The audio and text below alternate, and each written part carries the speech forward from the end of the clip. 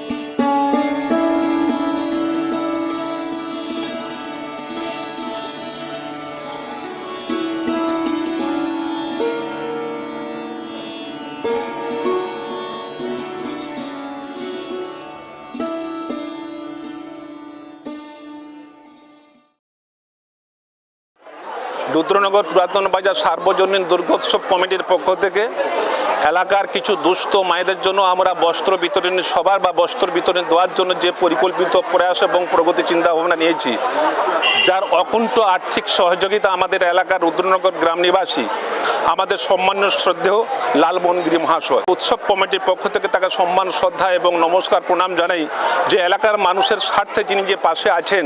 ঈশ্বরের কাছে আমরা প্রার্থনা করি আগামী দিনে তার এই কর্মময় জীবনের প্রয়াস যাতে আরও সুদূর প্রয়াসী হয়।